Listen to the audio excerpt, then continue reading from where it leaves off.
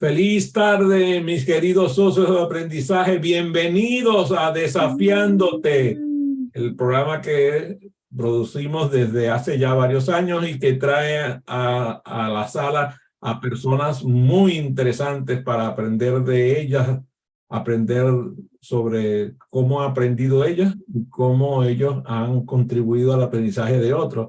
El día de hoy me tomo la licencia de no tener un invitado para entrevistar, sino que voy a dar una conferencia sobre un tema que a mí me apasiona y he invitado a personas de mi cariño para que me acompañen en esta sala y luego pues intervengan durante la sesión con preguntas maravillosas. Lo primero es que vamos a hablar sobre educación y futuro, o sea, la relación entre educación y aprendizaje acelerado vista siempre hacia el futuro. Y vamos a ver qué pasa con los métodos educativos que están cambiando de forma acelerada. O sea, estamos claros que la era es globalizada, definitivamente, y que es muy compleja. Entonces, ¿cómo la educación puede ayudarnos a disolver y resolver los desafíos que estamos viviendo ahora, pero sobre todo los que vamos a ver en el futuro? ¿Y cuál es el papel de la educación en el desarrollo de la persona, en el desarrollo de la sociedad? ¿Y qué características y habilidades siento que son necesarias para vivir en el mundo moderno, en el mundo que está por venir? Y siendo una persona que tiene 70 años, que va a cumplir 71, aunque algunos dicen que tengo más por efecto de la naturaleza, pues pienso que tengo mucho por vivir y sobre todo lo que más me interesa es contribuir a construir un sistema educativo que se adapte a los desafíos de esta era de la información y de la tecnología y de lo digital. Quiero hablar sobre filosofía educativa y cómo estas filosofías son relevantes y más que nunca. ¿Y por qué? ¿Y por qué pasa eso? ¿En qué se diferencia, por ejemplo, el constructivismo que desde sus inicios al constructivismo que está viviendo ahora? ¿Y qué parece que es más relevante hoy que lo que era antes y por qué? ¿Y qué diferencia hay entre ese enfoque constructivista y el enfoque tradicional desde la perspectiva no del pasado, sino la perspectiva del futuro, con las competencias para el estudiante del siglo XXI? Y ya, bueno, estamos en el año 23, por lo tanto va a terminar el primer cuarto de siglo. A mí a veces hasta me asusta la rapidez con la que está sucediendo los acontecimientos. Entonces, quiero compartir con ustedes algunos ejemplos de aprendizaje que podrían ser un fomento del aprendizaje de toda la vida, del aprendizaje profundo, del aprendizaje duradero, y cómo es el papel del educador ante esta filosofía centrada en el estudiante. ¿Cómo es ese papel y qué necesita el educador para adaptarse a los nuevos métodos y satisfacer las demandas de sus estudiantes de hoy, que ya no están esperando lo mismo, están esperando que el mismo docente sea un modelo de éxito para ellos? Y cuando lleguen a los centros educativos, lo que menos sienten es admiración profunda por sus docentes. Viniendo a nosotros, la mayoría de los que estamos en esta sala, de un mundo donde el docente era admirado por nosotros, era profundamente admirado. Admiramos a las maestras y a los maestros de la primaria. Lo mismo nos ocurrió en la secundaria y no se diga en la universidad. Y a muchos de ellos los recordamos con gran afecto. Entonces, ¿qué está pasando hoy? Que el educador no es un paradigma de éxito. De hecho, pocas personas escogen la carrera de educación para continuarla, y es impresionante la baja matrícula de las carreras de educación en las universidades. luego vamos a hablar sobre cómo los temas de metodología han ido cambiando, qué son esas metodologías modernas que hoy aparecen y cuál es el papel de la tecnología y cuáles son los efectos que tienen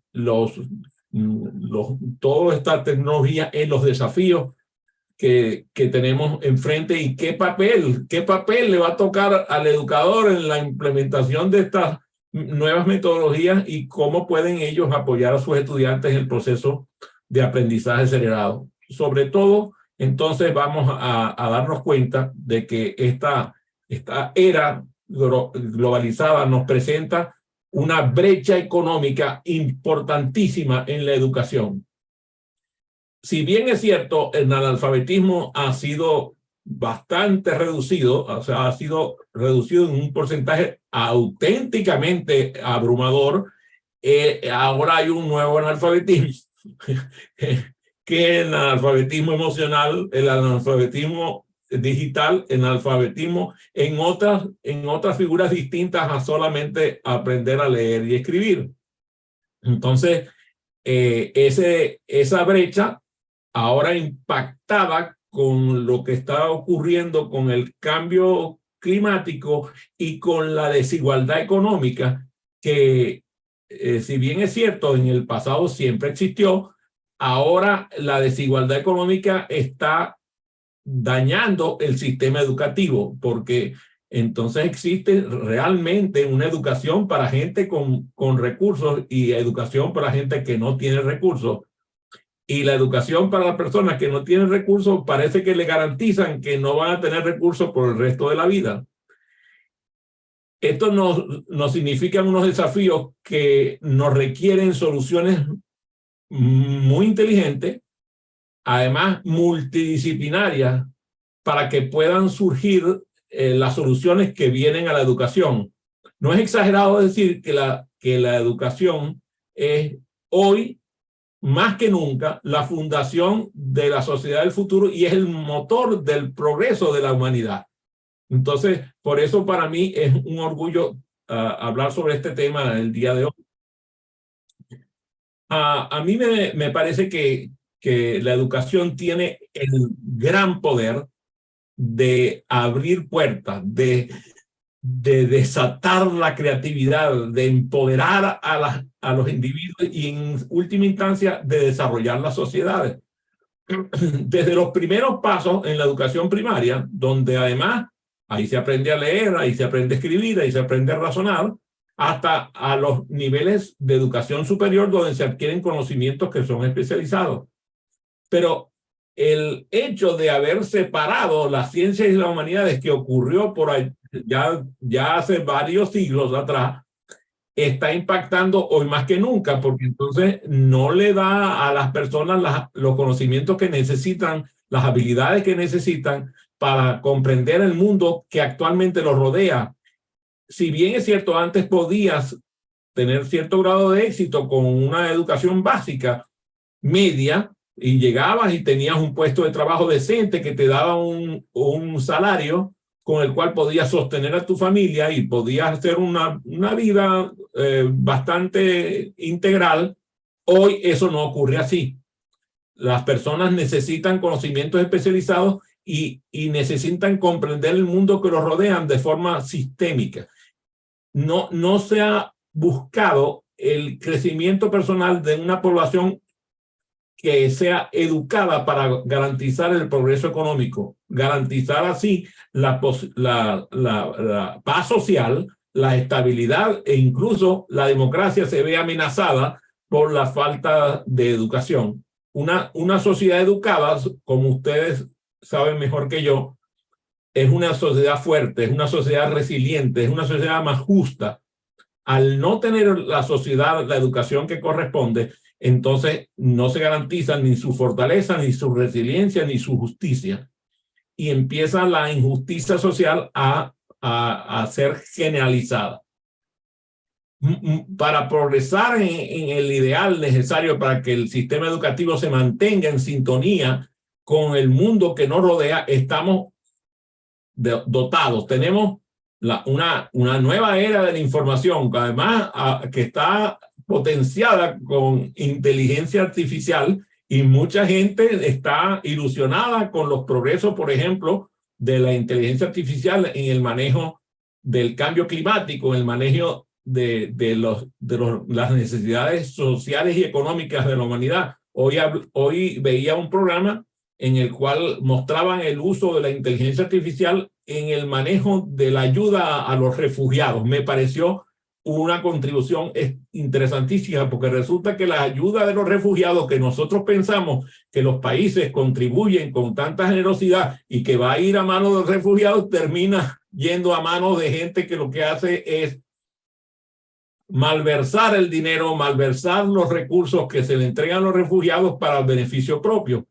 Entonces ahora están aplicando inteligencia artificial para saber exactamente a dónde están yendo esos recursos y evitar la malversación y la corrupción en el manejo de la ayuda. ¿No les parece ese uso de la inteligencia artificial algo maravilloso? Por otro lado, ninguno de ustedes es ajeno que cuando nosotros pedimos, por ejemplo, a las fuentes que nos dan el clima, aquí, por ejemplo, donde Ivonne, es fácil saber, porque Ivonne vive en Edmonton, Canadá, y entonces ahí hay dos climas, el clima frío y el más frío. Entonces ahí no tiene demasiado que ver, pero resulta que ahí donde vive Otto, que vive aquí cerca, en Laurel, en Maryland, ahí cuando Otto pide el clima, le dice que va a ser un sol radiante y que el día va a estar perfecto, y resulta que cuando él se asoma, le está cayendo un aguacero descomunal. Lo mismo le pasa a Francisco. No hay manera de que él le crea a la inteligencia artificial que le provee la información del clima. Ahí Gabriela se está riendo porque sabe que a ella también le miente el anuncio del clima con mucha frecuencia. Entonces, allí, por ejemplo, estamos viendo grandes avances. Ahora estamos viendo que están haciendo cosas extraordinarias para medir clima y saber entonces qué va a pasar con las catástrofes naturales, con todas estas cosas que la humanidad está recibiendo con base en el daño en el clima. Todo lo que es el daño climático se está viendo a través del efecto de las catástrofes en las diferentes partes del mundo. Entonces tenemos regiones de California donde vive la hija de Francisco, que tiene nieve. Imagínate eso, tiene nieve. Y tú dices, pero ¿y cómo va a haber nieve en California si eso es una zona totalmente soleada? Bueno, para que usted vea, entonces resulta que nosotros, que aquí donde vivimos nosotros en Maryland, había antes nieve, ahora no cae ni un copo de nieve ni por error. Entonces, este cambio climático nos está afectando. Entonces, la inteligencia artificial, si bien es cierto, está beneficiando a algunos, a otros ni les pasa ni por el costado. Nosotros necesitamos, por ejemplo, ahora estamos viendo que están llegando los nuevos computadores, y ya los nuevos computadores vienen con el ChatGPT incorporado, mientras que hay gente que va a la escuela desde el primer grado de la primaria hasta que se reciben de bachilleres y no ven un computador ni por error. Eso es una creación de una brecha económica de pobreza garantizada. Nosotros necesitamos entonces que la educación sea mucho más que memorizar hechos y figuras históricas. Necesitamos fomentar la creatividad, necesitamos desarrollar el pensamiento crítico, desarrollar las habilidades de análisis de situaciones, análisis de problemas y toma de decisiones, y que la gente sea capaz de adaptarse a situaciones cambiantes. O sea, estar sin el recurso, pero tener una amplia creatividad. Como siempre, la humanidad muchas veces resuelve más por la creatividad que por los recursos. Aquí tengo ejemplos de eso en grado importante. Necesitamos que nuestros estudiantes aprendan a aprender, que entiendan que el mundo actual requiere una nueva forma de aprender, y que el educador le garantice al estudiante no que aprenda historia por memorización, no que aprenda geografía por memorización, ni matemáticas por automatismo, sino que sea capaz de realizar el trabajo de aprender a aprender. Aprender a interpretar el hecho histórico, aprender a interpretar el hecho geográfico, aprender a interpretar el sistema matemático en el cual está estudiando. Yo me acuerdo de un amigo mío que estaba dando clases en la universidad. No, la verdad, voy a decir la verdad. Iba a decir una mentirita, pero no la voy a decir. La voy a decir con lo que... Yo estaba dando clases en la Universidad de Análisis Matemático y en la clase de Análisis Matemático les pregunté, a ver, ¿quién de ustedes sabe la regla conmutativa de la suma? 0, hermanos. La ley asociativa, 0. A ver, vamos a ver, ¿quién de ustedes sabe sumar? Entonces, claro, ahí todo el mundo respondió que sí. Entonces dije, a ver, bachiller, venga acá, párese aquí un momentico, vamos a ver. Vamos a sumar estas dos cifras, 57 y 75. Entonces él empiece, pero diga lo que va haciendo. Le dice, entonces él viene y dice, 7 y 5, 12, y llevo una que le digo, bachiller. Llevo una. No había forma, él no tenía la menor idea de qué era lo que estaba llevando. Nadie le había dicho a él que eso era una decena que le sobraba, o sea, para ir a la otra columna a seguir sumando las decenas. Interesantísimo. Entonces, ustedes dirán, pero eso parece como muy idiota. No, eso no es idiota, eso es común. Si no, pregúntenle a Arnaldo, que ha dado clases, pregúntenle a Francisco, pregúntenle a Otto, que ha dado clases a contingentes de soldados oficiales de la Fuerza Aérea, y tú dices, no puedo creer que no les hayan enseñado a sumar. Es así. El aprendizaje se confinó a las paredes del aula. Y entonces llega el momento de la plataforma digital, de la educación a distancia, de los recursos en línea, que todos ofrecen oportunidades sin precedentes para el aprendizaje, pero resulta que el estudiante está desconectado de la realidad y no puede aprovechar estas oportunidades porque no hay nadie que le diga cómo aprender a aprender. La educación no es solamente un derecho fundamental, es la herramienta para el desarrollo individual y social que nosotros tenemos a la mano. Y en este momento de cambios extremos, es crucial que adaptemos el método educativo para garantizar que cada individuo está equipado con las habilidades, las actitudes, los valores y los conocimientos que son necesarios para navegar y prosperar en el futuro. Es un tema principalmente filosófico. Por eso me gustaría recorrer un poco el tema de filosofía educativa contemporánea. En particular, las filosofías educativas que están influyendo en la evolución de nuestro sistema de educación hoy y que necesitan adaptarse a las demandas de la era moderna. Comencemos con el ya mencionado constructivismo. A Ivonne le encanta. Es una filosofía educativa que pone énfasis en que el estudiante construya activamente su propio conocimiento en lugar de convertirse en un receptor, un mero pasivo elemento de recibir información. Esta filosofía promueve, y más con la influencia del aprendizaje acelerado, que el estudiante se implique de manera activa y que entonces eso fomente su retención a largo plazo y la comprensión profunda de los conceptos que está estudiando. Por cierto, la semana que viene voy a dar una conferencia el día miércoles sobre cómo aprender a conceptualizar. Me he dado cuenta, trabajando con facilitadores profesionales, que muchos de ellos tienen dificultades para conceptualizar. Entonces, por eso la semana que viene voy a tratar ese tema. Por favor, estén pendientes para conectarse en esa sesión. Si nosotros logramos, por ejemplo, Francisco, que trabaja en el ambiente de educación corporativa, él trabaja en educación por competencia. Si nosotros podemos llevar el enfoque por competencia al dominio de los contenidos y habilidades clave, tales como el pensamiento crítico, el análisis de situaciones, análisis de problemas, de toma de decisiones, el trabajo colaborativo, la comunicación, todas competencias fundamentales en el siglo XXI, al nivel de los estudiantes de primaria.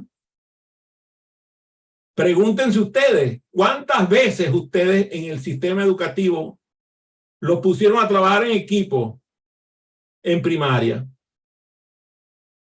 Te sentaban en una silla y te disfrazaban de ladrillo, ¿eh? Y te decían, no se muevan, no respire, ¿sí o no? Los maestros dicen, no se muevan, ustedes sentaditos, no se me mueva de ahí. Además, no solamente eso, te ponían en un sitio fijo. Dice Gabriela, mire la hoja, exacto, mire la hoja, no mire ni para los lados, ¿verdad, Gabriela? No se le ocurre mirar ni para los lados. Entonces, en este caso, nosotros sabemos que ese aprendizaje por competencia que se lleva fácilmente en el modelo educativo corporativo como el que realiza Francisco en los ambientes empresariales, se tiene que aplicar en el ambiente estudiantil.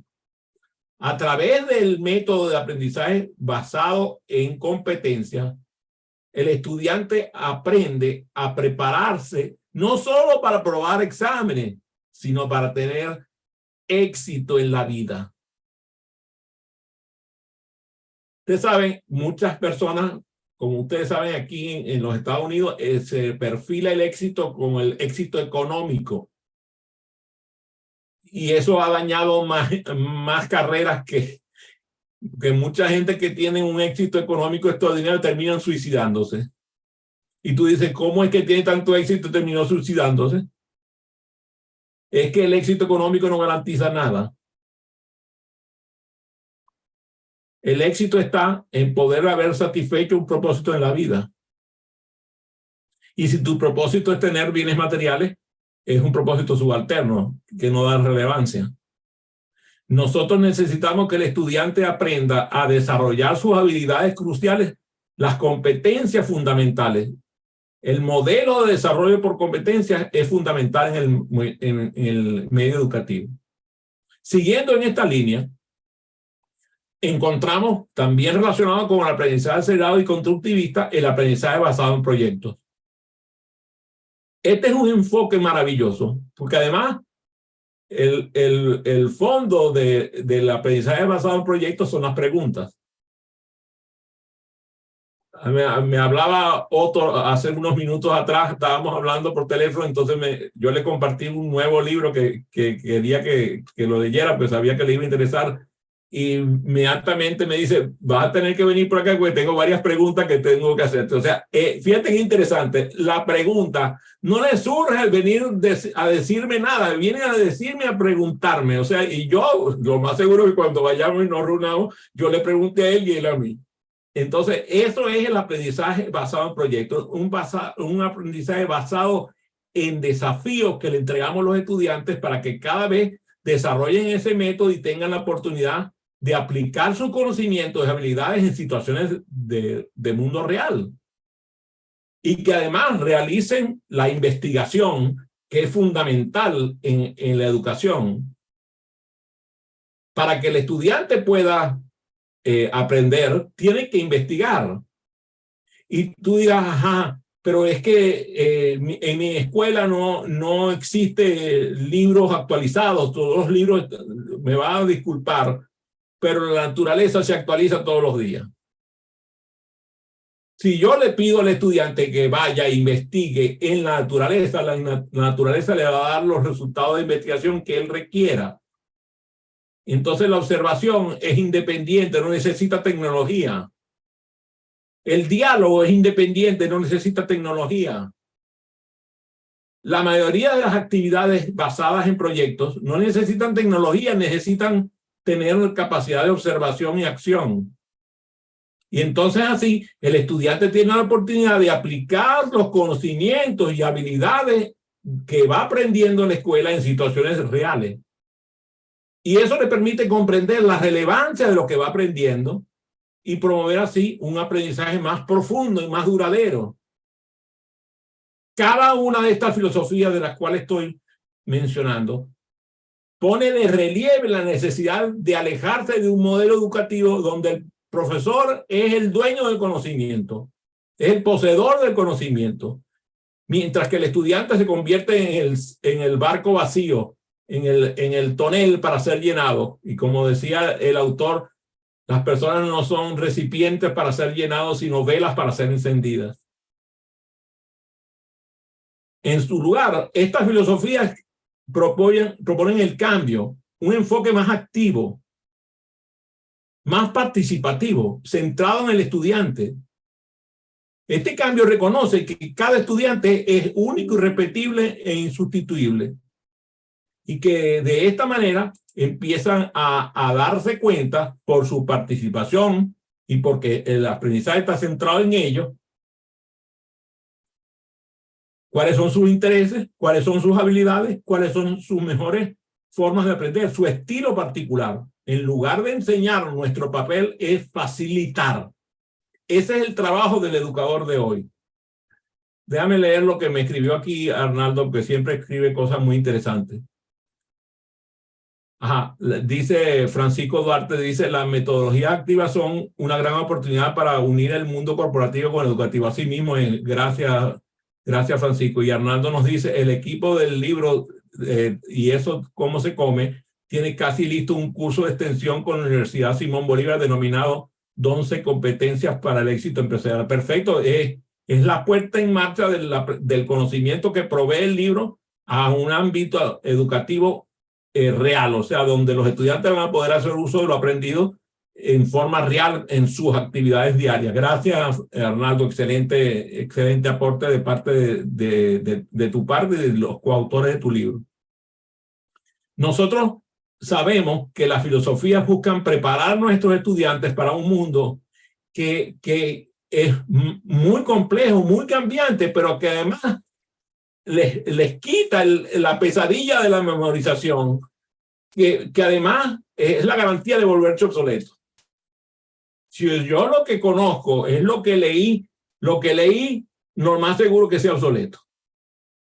Mientras que si yo conozco cómo leer de tal manera de estar actualizando mi conocimiento en todo momento, entonces aprendo a aprender y me adapto.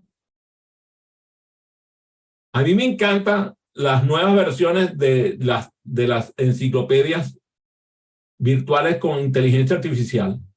Eso creo que no lo hemos hablado todavía en ninguna parte. Son enciclopedias que tienen inteligencia artificial atada.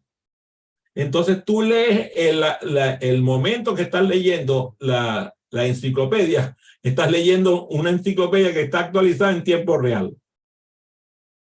Por cierto, no es ChatGPT, porque ChatGPT, creo que ustedes saben que ChatGPT está basado en data que proviene creo que hasta el año pasado. O sea que el ChatGPT no te da data actual, o sea, cuando tú lees ChatGPT primero, lees cosas muy básicas, pero además lees cosas que no necesariamente están actualizadas.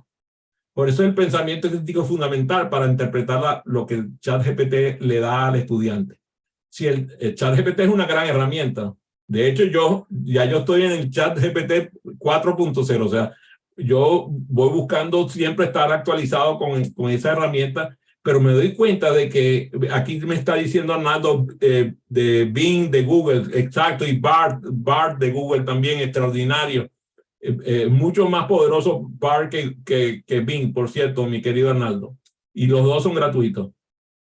Entonces, lo importante es que el estudiante cuando va a leer lo que va leyendo, lo va leyendo por evolución y va adaptando con base en la filosofía de aprender a aprender a adaptarlo a las necesidades que él tiene actuales y futuras.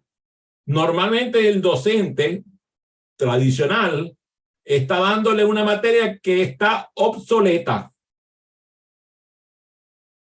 Y eso es el pecado mortal de la educación. Las metodologías más efectivas y contemporáneas, como el aprendizaje acelerado, están llenas de tecnología y de interacción. Cuando, por ejemplo, empezamos a hablar de microaprendizaje, que a mí me encanta, a mí me encanta porque, por ejemplo, mi esposa es una genia buscando microaprendizaje. Ella estudia todos los días todo lo que tiene que ver con su arte y es interesantísimo porque tiene profesores que están regados por el mundo y que producen ejercicios de microaprendizaje vía YouTube incluso. Algunos son libres, otros son pagos. Pero lo interesante del aprendizaje basado en esta herramienta efectiva que es el microaprendizaje es que te da pequeñas dosis que son manejables por parte de cualquiera. Hay una señora que yo sigo, por cierto, una señora anciana, como de 80 o sea, más o menos la edad mía, un poquito más, 10 años más.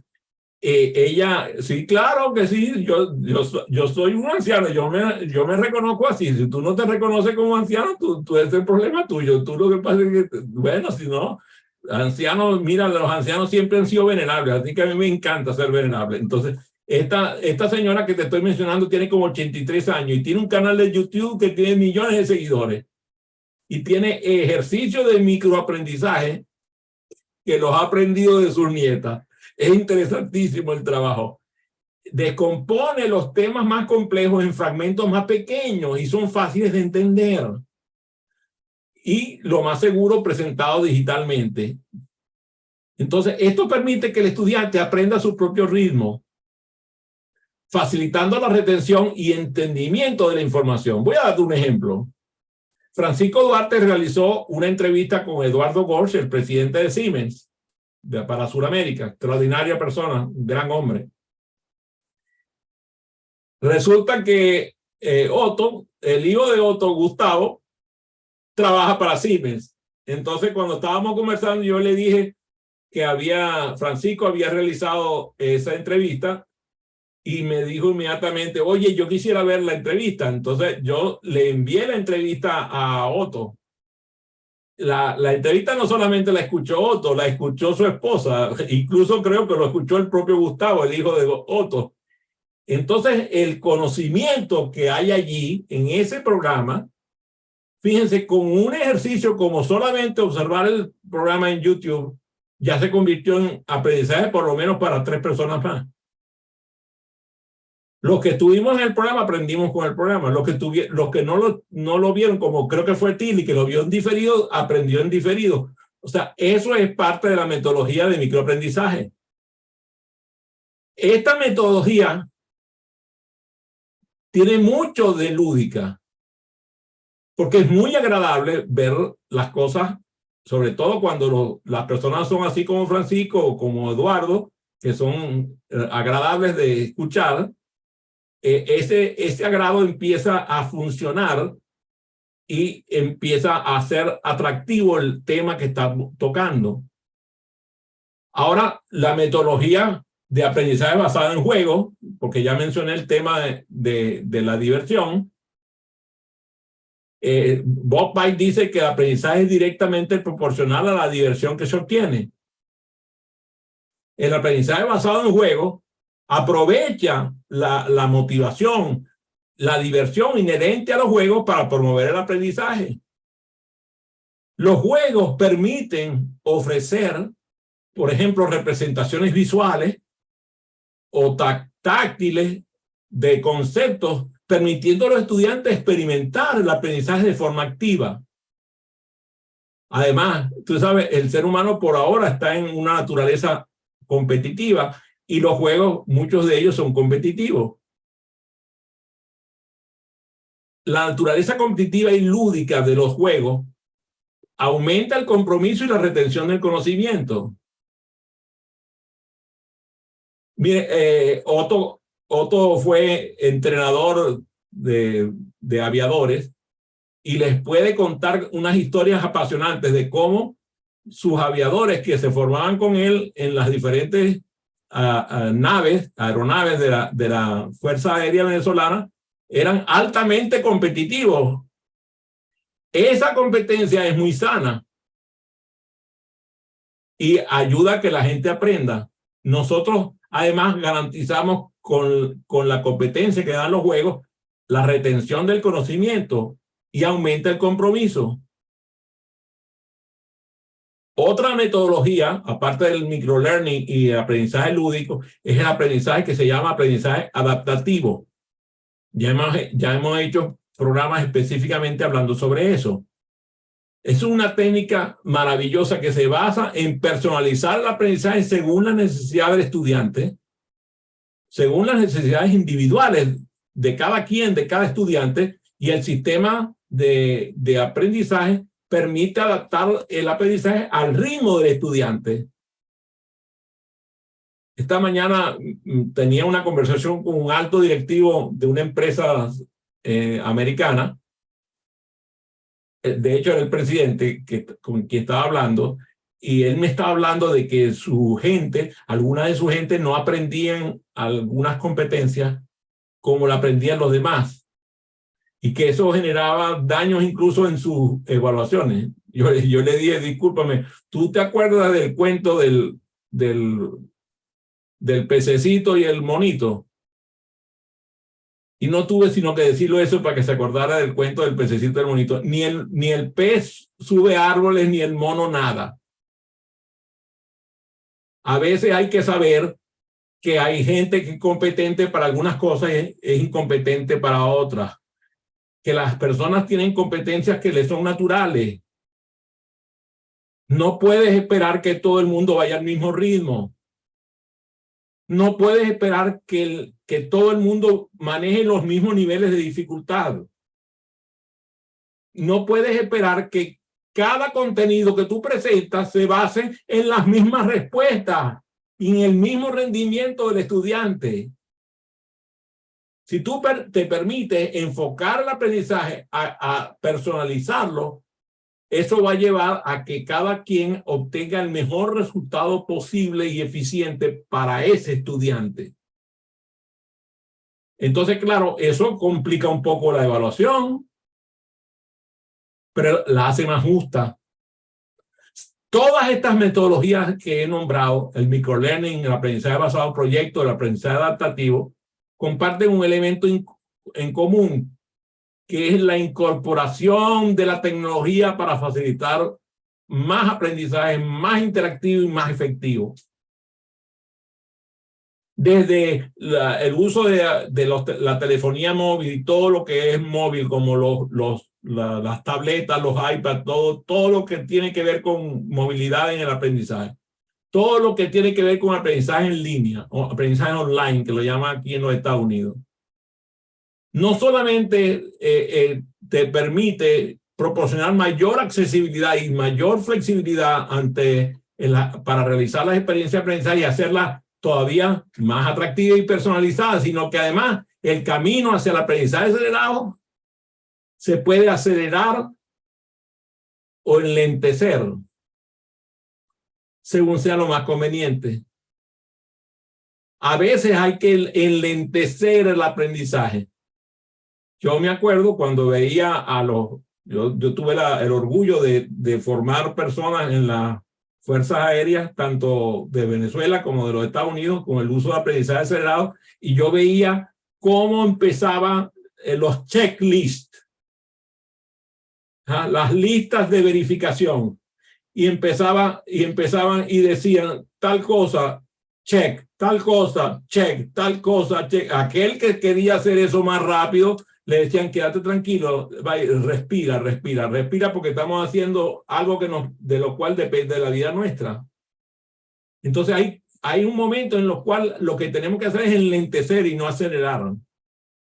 La gente piensa que aprendizaje acelerado es aprendizaje rápido. No. Aprendizaje acelerado es aprendizaje al mejor ritmo posible.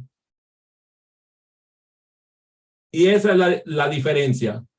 Si como educadores, como padres, como miembros de una sociedad empezamos a facilitar el aprendizaje de forma de que todo el mundo tenga acceso a un aprendizaje más eficiente y más efectivo, entonces vamos a adaptar los niveles de avance para prepararnos a nuestros estudiantes de forma constante y que puedan vivir los cambios a su ritmo.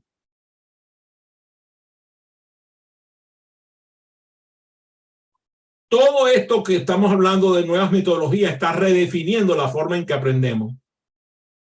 Si aprovechamos la tecnología y la interactividad para que el aprendizaje ocurra de forma más rápida, más fácil, más divertida, más personalizada y en última instancia más efectiva, tendremos los resultados mejores que se puedan obtener. Todo tiene que ver con las herramientas y los recursos tecnológicos que el aprendizaje acelerado nos permite utilizar.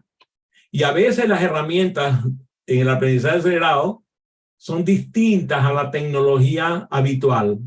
No es digital.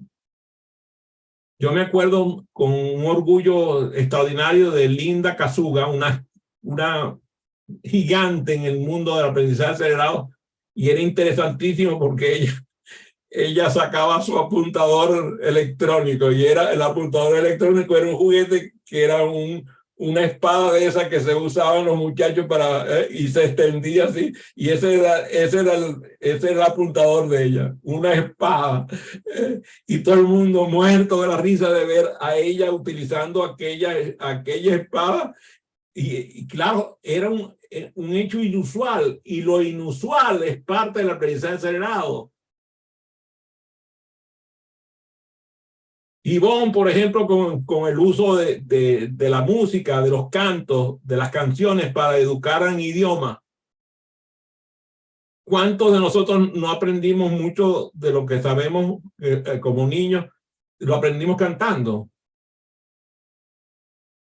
Lo vemos en las bases militares cuando los soldados están haciendo ejercicio y están cantando. Eso no es casual. Eso es desarrollo de inteligencia musical, que además le da desarrollo de la inteligencia y los ritmos. Y un militar que no tiene ritmo puede causar un grave accidente. Lo mismo ocurre con los médicos.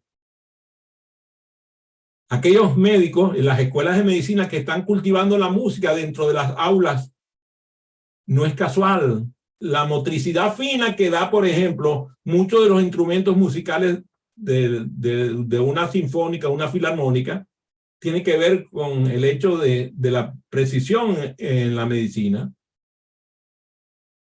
Entonces, nos damos cuenta de que esas innovaciones nos permiten acceder al conocimiento, pero que nos hacen el aprendizaje más atractivo, más interactivo, más efectivo.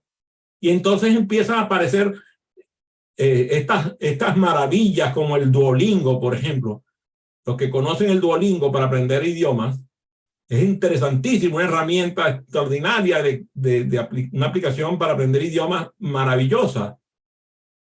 Por ejemplo, el Code Academy, que es la que enseña a codificar a personas que van desde la infancia más temprana hasta personas de cuarta edad.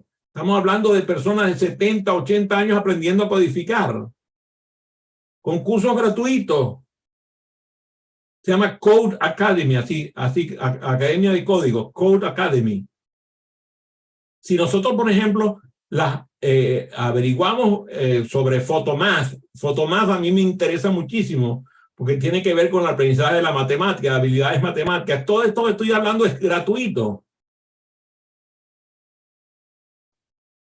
Está todo lo que es EDC, todo lo que es EDX, está el TED y el TDX, todo el método de aprendizaje vía TED. O Coursera, por ejemplo. Coursera tiene muchos cursos gratuitos, algunos son de pago. Todos son maravillosos. Khan Academy, que empezó siendo un sistema mediante el cual un joven matemático quiso educar a su sobrino que estaba recibiendo clases de matemáticas. Él estaba aquí en los Estados Unidos, el muchacho estaba en India, y empezó con el Khan Academy. Resulta que presentó el proyecto a consideración de Bill Gates, le dio apenas $2 millones para que empezara a desarrollar el Khan Academy. El Khan Academy tiene cursos sobre todo de cosas tecnológicas que son gratuitos. Todo lo que es plataformas de aprendizaje en línea nos permite aprender a nuestro propio ritmo y a nuestro propio tiempo. Yo veo, por ejemplo, a muchos de los que están conectados aquí, a Gabriela, por ejemplo, que le encanta hacer cursos de LinkedIn, ¿verdad? Le encanta y a cada rato sale, completé el curso, no sé qué cosa, completé el curso. O sea, es increíble la cantidad de cursos que ese muchacho, y lo mejor que todo es que no paga ni un centavo. Todos esos cursos son gratuitos y son certificados además. Y aprende mucho. Mi querida Tilly forma parte de un think tank allá en México también, que tiene que ver con cultivo de la creatividad y las ideas. También tienen, creo que son gratuitos, ¿verdad, Tilly? También son gratuitos lo que ustedes hacen. Ahorita vamos a hablar sobre eso para que ustedes vean, eso es interesantísimo. Entonces, todas estas aplicaciones que estoy hablando, todo lo que es móvil, todo lo que es recurso tecnológico, nos permite aprender idiomas, matemáticas, física, geografía, cuestiones de todas las materias multidisciplinarias que usted se puede imaginar. Y además, todas están evaluadas y están evaluadas por medio de gamificación. Son divertidísimas. En estos días una amiga mía, la mamá de Elizabeth Núñez, Elena Sokolova, una extraordinaria mujer, una doctora anestesióloga brillante, que estaba por hacer el examen de ciudadanía, me comentaron que iba a hacer el examen de ciudadanía y yo me agarré y le envié varias herramientas de gamificación para que ella se preparara para el examen. Y dice, Adrián, no puedo creerlo. O sea, está todo allí, todo el examen de la ciudadanía está gamificado. Y lo hizo con gusto, tuvo respuestas al 100%. Hay muchas plataformas que nos permiten avanzar. Por ejemplo, en el caso de Francisco y de Ivonne, que utilizan el quiz o el Kahoot para las evaluaciones en su experiencia de aprendizaje. Creo que Arnaldo también lo ha utilizado, el Kahoot.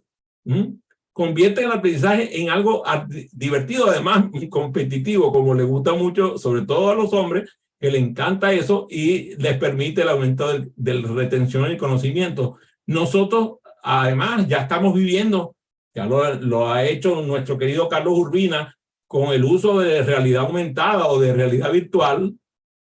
Se nos están abriendo puertas en la educación que nunca habíamos pensado que era posible. En la educación en medicina, por ejemplo, se están haciendo cosas de realidad aumentada y de realidad virtual extraordinaria. No, los simuladores que Otto tuvo que hacer pasos por los simuladores en varios países del mundo, los simuladores han avanzado a tal grado de perfección que el estudiante, vamos a decir así, el oficial de aviación que está practicando, prácticamente lo está viviendo como si estuviera montado en un aparato de estos. Nos permite la realidad en aprendizaje inmersivo, permitiendo que el estudiante explore en entorno virtual, manipulando objetos virtuales y realizando experimentos virtuales que no le serían posibles, porque si no, imagínate, si comete un error, pues cualquier error en aviación cuesta millones de dólares y además vidas, ¿no? Entonces, todas estas herramientas y recursos nos permiten hacer que el aprendizaje sea atractivo, más fácil, más eficaz, y además nos permite recordar que la tecnología es solo eso, una herramienta, y que la efectividad de la herramienta depende de la manera en cómo nosotros la utilicemos y cómo integremos estas herramientas a la enseñanza y al aprendizaje. Nos toca explorar habilidades para el siglo XXI que sean las necesarias para vivir los desafíos futuros. Y hay una relación directa entre aprendizaje acelerado y el desarrollo de habilidades como pensamiento crítico, creatividad, colaboración y resolución de problemas. Por cierto, todas aparecen como competencia en el libro de los 12 de Arnaldo. Y además, nosotros sabemos que existen ejemplos concretos que nos permiten que la gente pueda resolver todos estos dilemas de forma lúdica, de forma que el aprendizaje gamificado se presente en todas las formas posibles y que además nosotros podamos poner en marcha una educación futura que esté basada en el centro de la persona, que es la base de todo lo que estamos hablando. Las personas son la base de la sociedad y son la base de la educación. Es importante entonces adoptar una filosofía educativa que esté actualizada, que utilice las metodologías modernas como el aprendizaje acelerado y llamar la atención a las instituciones educativas y a los educadores para que estas prácticas se pongan en marcha y darle a los educadores un mensaje de optimismo y de esperanza del poder transformador que tienen ellos con sus carreras, con su labor educativa en la sociedad actual y sobre todo en la sociedad futura. Recibo con agrado sus preguntas.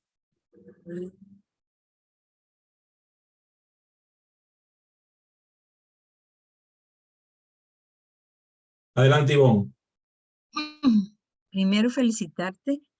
Buenísimo todo lo que has dicho. Has logrado como que condensar tantos puntos importantes de este tema.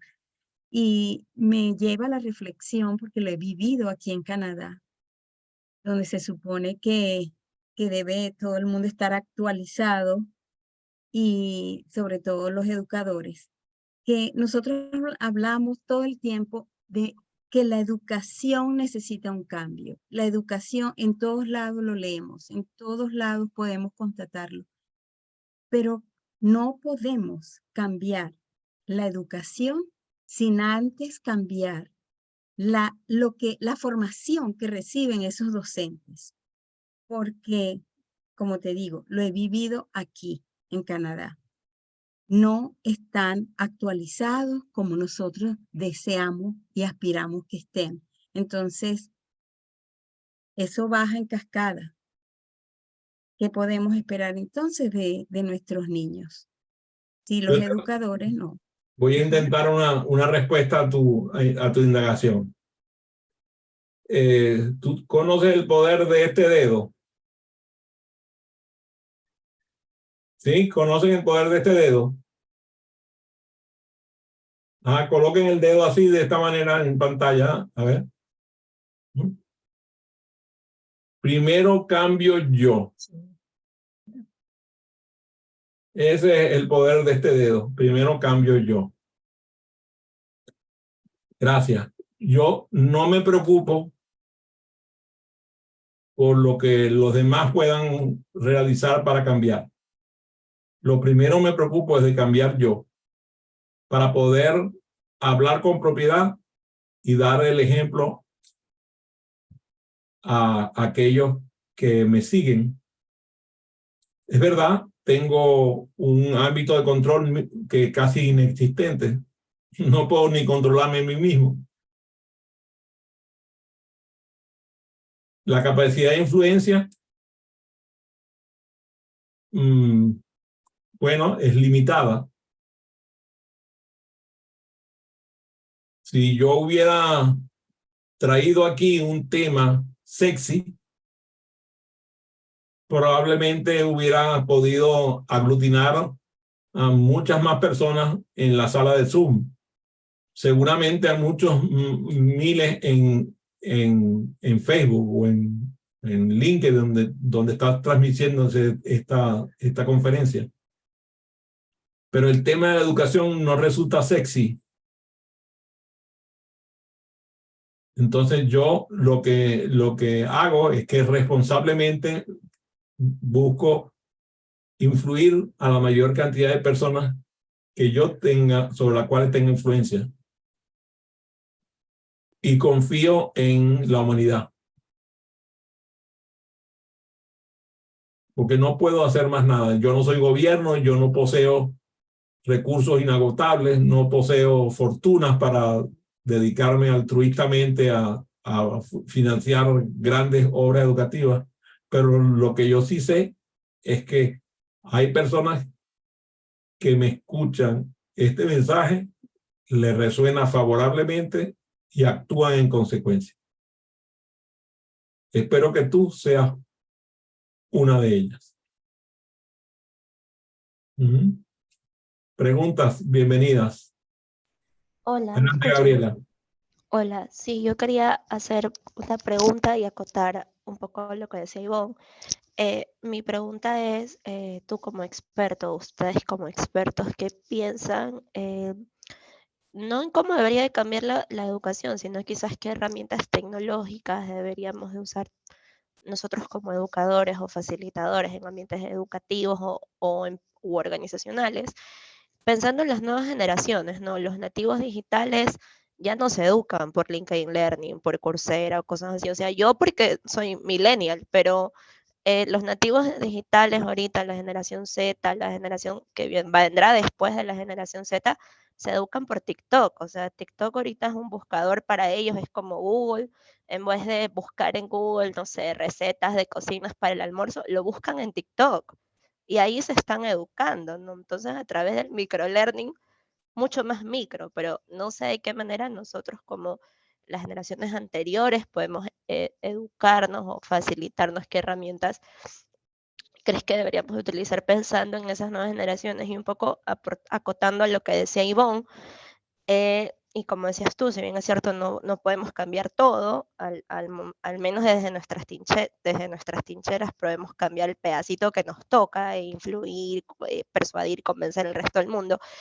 Pero así como quizás la educación en las universidades no pueda cambiar del todo, esos educadores que se están graduando, los que al menos lo hacen con interés en estudiar la profesión y no pues, obligados por los padres o etcétera, podrían seguirse educando en el futuro por medio de educación continua, como estos espacios, como LinkedIn Learning, Coursera, etcétera. De hecho, hay una educadora argentina en TikTok, que la siguen mucha gente, se llama Laura Lewin, que da ejemplos de cómo utilizar la tecnología, design thinking o aprendizaje colaborativo bajo proyectos a través del TikTok. O sea, y muchos educadores parvularios, etcétera, la siguen. Entonces, creo que es una forma igual de seguir educando a esos educadores y de que esos educadores que quieran aprender, pues se puedan seguir educando, no necesariamente mediante la educación formal.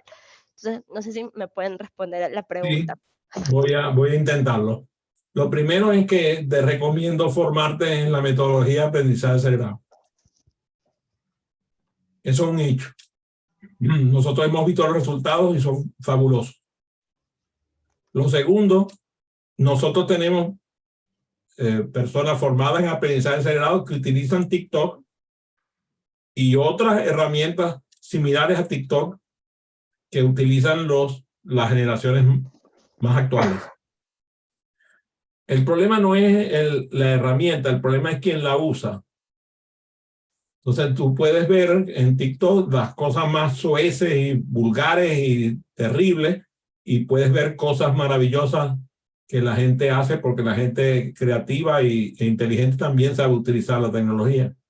Entonces, nosotros de hecho, me viene a la mente inmediatamente, estoy seguro que Francisco e Ivonne, por lo menos que sé que la conocen bien, saben que Dani Carrasco hace cosas que son del otro mundo en TikTok, lo utiliza perfecto. También Linda Franco, también nos ha dado clases de cómo utilizar TikTok. Yo personalmente me considero un ignorante en el tema de TikTok. Además, no lo uso porque aquí en los Estados Unidos, sobre todo en los ambientes que tienen que ver con gobierno, está prohibido. No es recomendable tener computadores que trabajan con clientes relacionados con el gobierno de los Estados Unidos tener esa aplicación, ni en los teléfonos. Entonces, yo no lo utilizo. Por eso no lo he aprendido a utilizar y por ahora no tengo interés hasta que tanto se resuelva el dilema de la seguridad de esa herramienta. Pero es importante que hay mucha gente formada en aprendizaje acelerado que use esa herramienta. Pero hoy te puedo garantizar que la herramienta más utilizada para educación se llama YouTube. Y entonces allí sí, allí hay muchas cosas que puedes aprender a hacer y tener tu propio canal. Y bueno, nosotros tenemos una amiga que, por cierto, mañana yo estoy jalando que venga el sábado porque ella el sábado siempre publica, se llama Lady Sophie Tiene Química, se llama el programa de ella. Es ilusionante el programa. Lady Sophie Tiene Química, búscala en YouTube y te vas a dar cuenta cómo ella educa en química, que es una materia que no es demasiado sexy para muchos.